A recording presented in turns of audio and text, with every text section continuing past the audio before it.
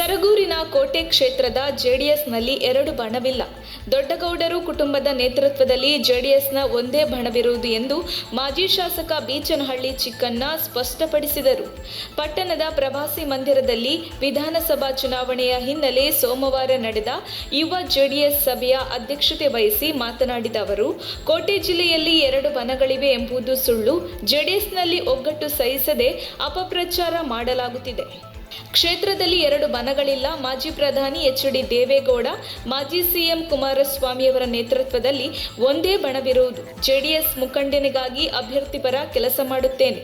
ಆ ಮೂಲಕ ಕ್ಷೇತ್ರದಲ್ಲಿ ಜೆಡಿಎಸ್ ಗೆಲ್ಲಿಸಿ ಕುಮಾರಸ್ವಾಮಿಯನ್ನು ಸಿಎಂ ಮಾಡಲು ಯತ್ನಿಸುತ್ತೇನೆ. ನೆರೆ ರಾಜ್ಯ ತೆಲಂಗಾಣದ ಮುಖ್ಯಮಂತ್ರಿಗಳೇ ಕುಮಾರಣ್ಣನ ಬೆಂಬಲಕ್ಕೆ ನಿಂತಿದ್ದಾರೆ.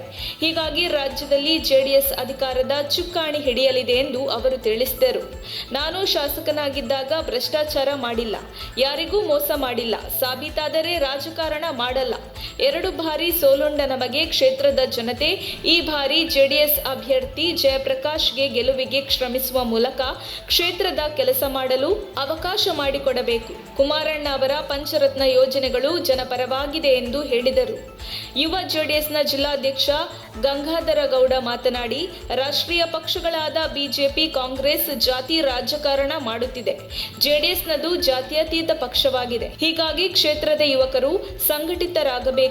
ಧೃತಿಗೆಡದೆ ಸ್ವಾಭಿಮಾನಿಗಳಾಗಿ ದುಡಿಯಿರಿ. ತನು ಮನ ಧನದಿಂದ ದುಡಿದು ಗೆಲುವಿಗೆ ಶ್ರಮಿಸಬೇಕು ಎಂದು ಸಲಹೆ ನೀಡಿದರು. ಸಭೆಯಲ್ಲಿ ವೀರಶೈವ ಲಿಂಗಾಯತ ಸಮಾಜದ 25ಕ್ಕೂ ಹೆಚ್ಚು ಕಾರ್ಯಕರ್ತರು ಜೆಡಿಎಸ್ ಮುಖಂಡ ಜಯಪ್ರಕಾಶ್ ನೇತೃತ್ವದಲ್ಲಿ ಜೆಡಿಎಸ್ಗೆ ಸೇರ್ಪಡೆಗೊಂಡರು. ಜೆಡಿಎಸ್ ಮುಖಂಡರಾದ ನರಸಿಂಹೇಗೌಡ, ಶಫೀವುಲ್ಲಾ, ಜೆಡಿಎಸ್ ಟಿಕೆಟ್ ಆಕಾಂಕ್ಷಿ ಜಯಪ್ರಕಾಶ್, ತಾಲೂಕು ಯುವ ಜನತಾದಳ ಅಧ್ಯಕ್ಷ ಗೋಪಾಲಸ್ವಾಮಿ, ಯುವ ಘಟಕದ ಅಧ್ಯಕ್ಷ ಹೆಗ್ಗಣೂರು ಸುಧೀರ್, ಚರಣ್, ಪಟ್ಟಣ ಪಂಚಾಯಿತಿ ಸದಸ್ಯ ಎಸ್ಎಲ್ ರಾಜಣ್ಣ, ಚೈತ್ರಸ್ವಾಮಿ, ತಾಲೂಕು ಪಂಚಾಯಿತಿ ಮಾಜಿ ಅಧ್ಯಕ್ಷ ಹನು, ಮುಖಂಡರಾದ ಚ ನಂಜುಂಡಮೂರ್ತಿ, ಹಿಂದುಳಿದ ವರ್ಗ ತಾಲೂಕು ಅಧ್ಯಕ್ಷ ದಡದಹಳ್ಳಿ ಮೂರ್ತಿ, ಹೂವಿನಕೊಳ ಮಹೇಂದ್ರ, ಹಾದನೂರು ಗ್ರಾಮ ಪಂಚಾಯಿತಿ ಸದಸ್ಯ ಶಿವಕುಮಾರ್, ರಾಜೇಶ್, ಮಹದೇವಸ್ವಾಮಿ, ದೇವಲಾಪುರ ಪ್ರಭಾಕರ, ಪುಟ್ಟ ಹನುಮಯ್ಯ ಸೇರಿದಂತೆ ಜೆಡಿಎಸ್ನ ಕಾರ್ಯಕರ್ತರು ಹಾಜರಿದ್ದರು. ವರದಿ ಚಂದ್ರ ಹಾದನೂರು.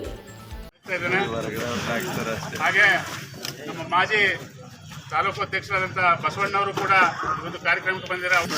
ಹಾಗೆ ಒಂದು ಕಾರ್ಯಕ್ರಮಕ್ಕೆ ಒಂದು ಆಸೀನರಾಗಿರ್ತಕ್ಕಂಥ ಮಹಿಳೆಯರು ಕೂಡ ಈ ಕಾರ್ಯಕ್ರಮದ ಪರವಾಗಿ ಹೃತ್ಪೂರ್ವಕವಾದಂಥ ಸ್ವಾಗತವನ್ನು ಬಯಸ್ತಾ ಇದ್ದಾರೆ.